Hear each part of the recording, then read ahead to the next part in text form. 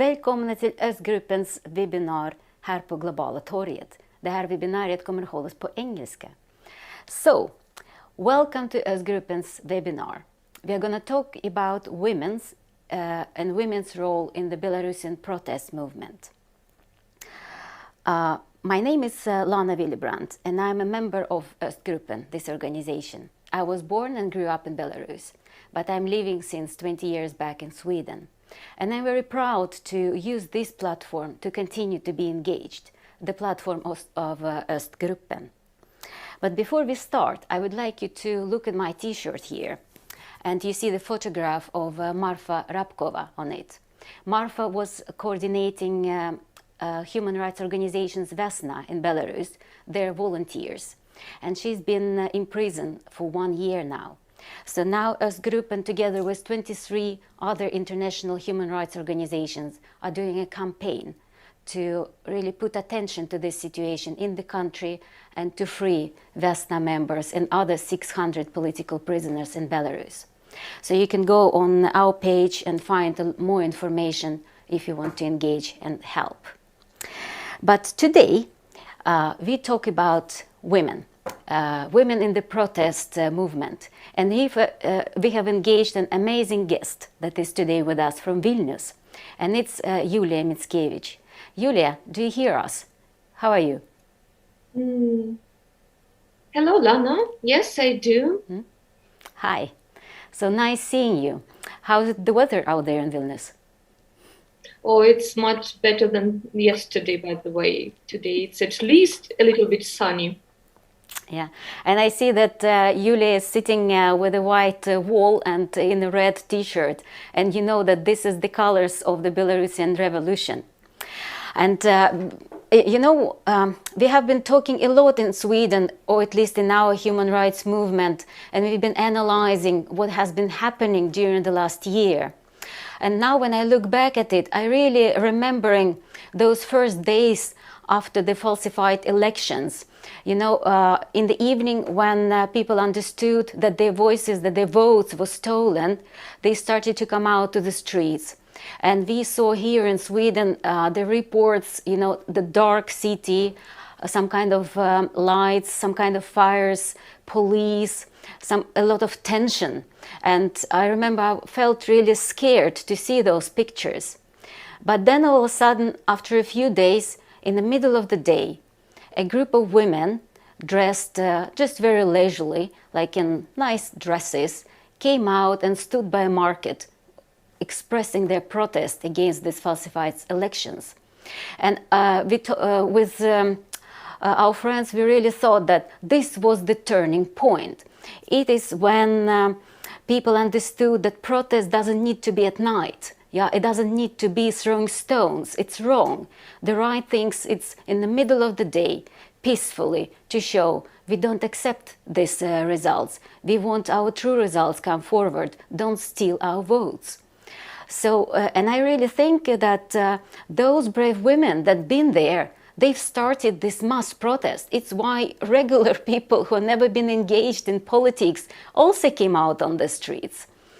So it looked to me when I've been observing here from abroad. But how was it for you? You were in the middle of this whole thing. Yes, that's true. It's because I've been involved in political activism and civil society activism for many years. And it was very natural to me to go and join to these women who were standing with this white flowers. Mm-hmm. It was like a symbol against violence, because this was an action, first of all, against this unprecedented level of repression and violence that we had in our country, organized by the political dictatorship political regime and Lukashenko personally during these 3 days in August from 9th till 11th. And it was, to me, as I said, very natural to go there and also express my position. But yes, I totally agree with you, Lana, that this was a very changing moment for the whole protest. It was a start of the whole big street peaceful protest that continued. They still continue, by the way, but in another ways. But the main thing, I believe, that exactly women and female actions of solidarity created different signs of this protest as a whole. First of all, this peaceful message of it, as all the world knew about this. It's already like a brand of Belarusian protest, that we continue to be very peaceful despite of all this violent reaction on what we've been doing from the authority. And I remember also different interesting moments. For instance, once when we've been moving on the road, and then it was, like one part of us was a bit slow, and we just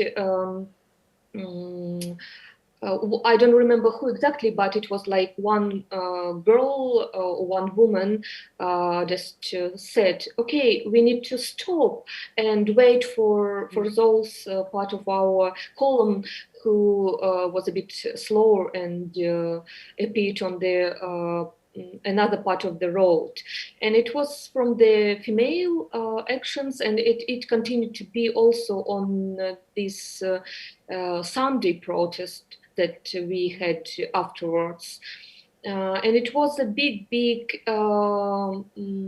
sign and big moment of solidarity during all these women actions. And I remember that it was like, that we didn't know who is the leader among us, but we felt that all of us were like leaders, and that we can organize different actions of solidarity. That's why it was not only like the big one on this market, but also there were many of them every day in every district of Minsk and other cities. I remember that we just were standing, maybe like 5 or 10 of us in different parts of the city. And also it was a very lovely moment when once one man came to us and asked,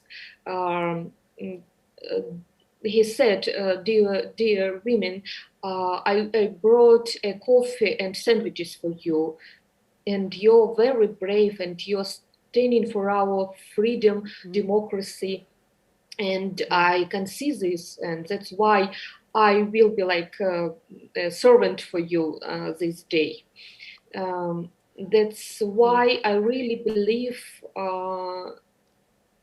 since I was inside this movement and during all this protest, and also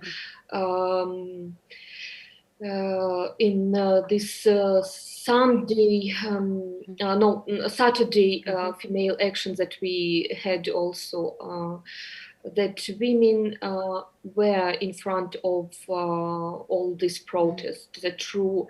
They played a great role during not only female actions, but during this Sundays, marches, and in every process of this. And they continue to be and make a big impact on everything that is happening right now, and continue to be like our protest in Belarus and outside Belarus, in the countries where many of us unfortunately forcibly had to move. Yes. Thank you, Julia. But you know what I was thinking while you were talking? We presented you as a feminist. Is it accepted in Belarus? Is it in the oppositional movement? How do you in your movement, in your political activism, how are you perceived by other leaders in the protest movement? Is feminism something that is recognized, strong going in Belarus, or is it not? That's a very good question, because in one way, of course, in one hand, many people, many men, first of all, who confirm that the women and feminists, they made a great role during this protest. But the problem is what we can see right now.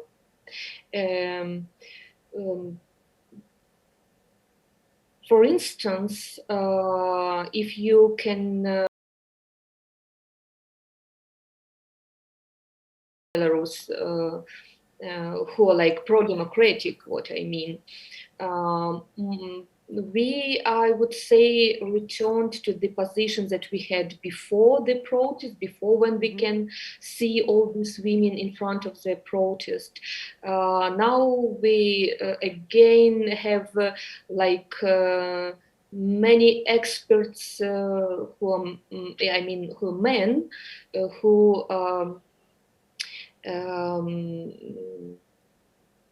explain and who invited by the journalist to be like an expert.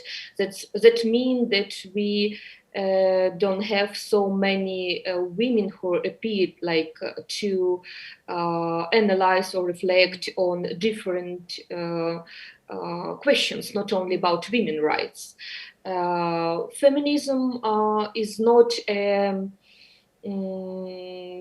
is not like a part of human rights movement for many political leaders still. Many of them don't understand this, not only men, but also women. That's why it's sometimes quite hard to explain why we, members of the feminist group within the coordination council, devoted much time to this question. I mean, gender equality, women's rights, etc. I remember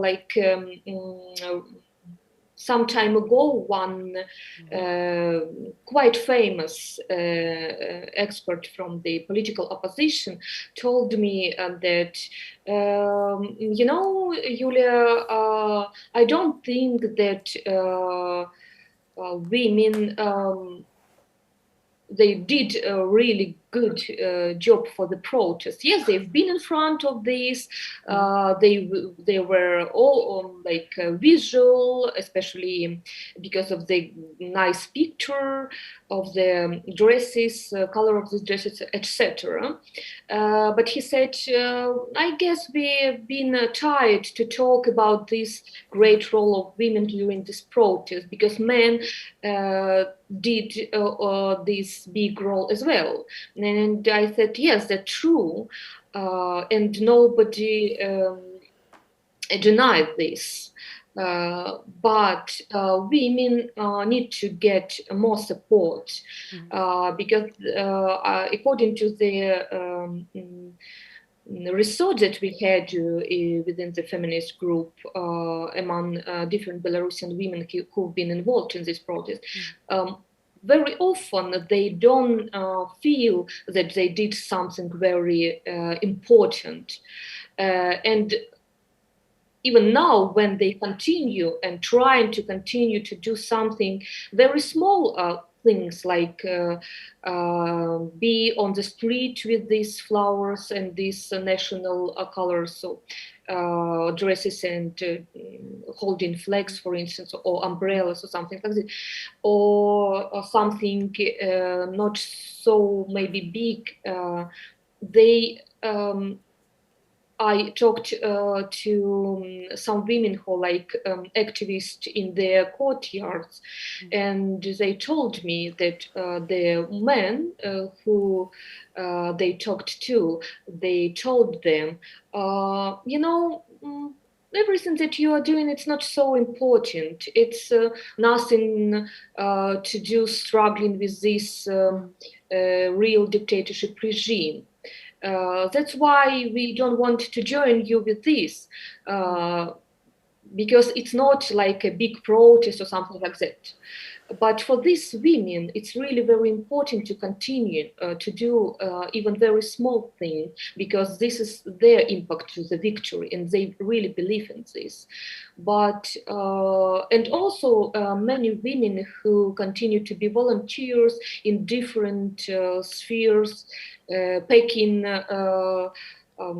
different stuff for political prisoners, writing them letters to them, and so on, so on. But this is very invisible work that they are doing, but very important, by the way. And if we are looking to the different spheres and to different part of the protest, in every of which, I mean, in a cultural, in a sport, in among teachers, among artists, among many of them, we have also among Belarusian diaspora, by the way, in different countries. Most of them, they are women. But when we are going to say again about feminism and gender equality, it's still not like a priority, unfortunately, for our political opposition. Yes. And I hope that this situation will be changing. Exactly. I would like to remind to our listeners, we are talking about women in the Belarusian protest movement with Yulia Mickiewicz, feminist political activist. But you, Yulia, you also work with a Swedish concept of continued education, as known here as like ABF movement. And you have actually said something here in the beginning that when you've been marching in these big peaceful marches last year, there was a feeling that everyone is a leader. Yeah, how do you think this that feeling, and as what you're describing now, that women taking small actions maybe on their own, they really take upon themselves this responsibility to keep the protest going. Is it somehow connected to what the civil society been working with for this last 20 years, with continued education, with a lot of maybe courses and seminars about gender equality, that it kind of helped to bring this issue up? Or it's just belongs to Belarusian culture anyways? Can we think a little bit about in this kind of terms what we do in like our maybe work, professional work with this whole concept of democracy, and how like regular people working in the stores, working, as you said, at schools, have taken upon themselves this responsibility to keep saying no for the stolen votes? Oh, that's a very good point, Lan. Thank you that you noticed this, because I remember when all this protest and all this action started, we have been laughing with my colleagues from the civil society organizations that during many years when we organize and make different educational and human rights activities, we couldn't see a real result of this. And we tried to do a lot of things, but it wasn't so maybe succeed as we thought about this. But during this August event, we have realized that everything that we did now we got a result. Now we can see this result, because yes, I really believe that it's also because of our activities during more than 20 years. I mean, many civil society organizations that and in cooperation with our partners in different countries. For me, it's first of all, of course, Sweden and the Swedish colleagues from the organization ABF. And yes, I remember, and even once I mentioned this point in one interview, that all this, what was happening in Belarus during this protest, that I could observe, remind me that Belarus became like a big Swedish circle, the message that we provide to the society, because the principle of Swedish circle, as we call it in Belarus, Swedish circle, it's when a small group of people, maybe 8 or 10 people, organize education for themselves, just taking this responsibility to do this and feeling like they are leaders for doing this. And this is really what happened in Belarus and continue to happen. That's why, to me, very important to continue make our activity and providing democracy via education for Belarusian people, because I strongly believe that there is no democracy without education and vice versa. That's why, by the way, despite I had to move to Lithuania after I was imprisoned and then released, here in Lithuania, we continue to make our education for Belarusian people who live here also forcibly. And that was a big moment and a big proud to me personally, that last Friday we had like a grand opening of our organization ABF Belarus, but here in Lithuania. And of course, we continue to do our activities because despite and where we live, it's not for forever. Yeah, we really hope so. Yeah, we do. And if we are in Lithuania, Poland, Ukraine, Georgia right now, it's anyway very important to us building up and developing our civil society, because we really believe that it's a Belarusian civil society that we can and we will continue to develop after we come back to our country. Yes, and we have got a question here from one of our listeners, and it is a very good question that usually comes up in the dialogue. How can we assist you in a very concrete way? And I was thinking, with this study circles or Swedish circles, as you call them, do you actually have contact with maybe other study circles in Sweden where people can actually join and have this person-to-person contact? Do you have this kind of activities also, digitally, of course? In the spring, in cooperation with the organization ABF they are our partners. We organize this kind of digital study circles for Swedish people, where we making some different discussions about situation in Belarus and how, for instance, Swedish people can assist with this, and it's a good idea. Maybe we can continue this autumn to do something like that if Swedes have this interest to join. For instance, with the organization Lana Östgruppen, no problem for me. It's I use all the time any chance to spread the information about situation within Belarus and to make as many contacts as possible between Belarusian people and Swedish people. It would be very good.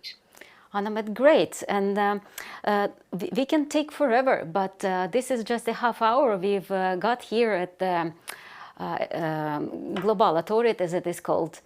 And I thank you very much, Julia. And for our listeners, we're actually going to continue this conversation tomorrow with a little bit more broader focused on the future. As we said, we really hope the situation in Belarus as we see it today is not forever, but what's going on now, because we don't see so much in our news anymore. So tomorrow we will focus a little bit on the situation, what's going on today. So thank you so very much, Julia, and I wish you to continue a good day and really looking forward to talk to you tomorrow. Is there some other kind of a final word you would like to send from this perspective of women, feminism, gender equality perspective? First of all, I would like to say thank you so much for your invitation. It's all the time very good to me to have this possibility to say about strong, brave, and independent women in Belarus and their struggle. And yes, tomorrow we will continue anyway and be in touch and see you tomorrow. Yeah. Thank you. And now some words for the finishing up in Swedish again. Eftersom det är ändå Göteborgs evenemang som Östgruppen brukade vara på i Göteborg, men nu sänder vi digitalt. Men jag tänker ändå, det är ju böcker som är i fokus, eller hur? Så förra året så har det ju kommit ut väldigt många fantastiska böcker på svenska som beskriver situationen i Belarus. Här till exempel en antologin från Atlas förlag. Här har jag också Ariels förlags flera olika broschyrer som han tar upp olika aspekter av den här revolutionen genom konst, genom brev och essä. Men det finns också fantastisk poesi som är utgiven på svenska från olika författare. Så för de som vill veta lite mer, förstå lite djupare, vad händer i Belarus? Vad gör att folk är engagerade? Hur upplever de det? Så varsågod, det finns mycket fantastisk litteratur som är tillgängligt. Ni kan också, ni som vill engagera er och ge ert bidrag, som vi pratat idag med Julia. Det finns organisationer som kan ge tillgång till folket i Belarus, till kvinnor, till aktivister, till civilsamhälle. Så det finns möjligheter att komma i kontakt, ha samtal, ge, visa sitt solidaritet med det som händer. Och ni kan också alltid komma på Östgruppens hemsida och följa våra kampanjer, stödja dem. Ni kan alltid skriva brev till politiska fångar. Och vi har instruktioner på vår hemsida hur man kan göra det. För att tänk att till exempel Marfa, hon har redan suttit inne 1 år. Och belarusiska fängelser är tuffa. Där villkoren är fruktansvärda. Så vi ser er imorgon, hoppas vi. Hej då! Tack för idag!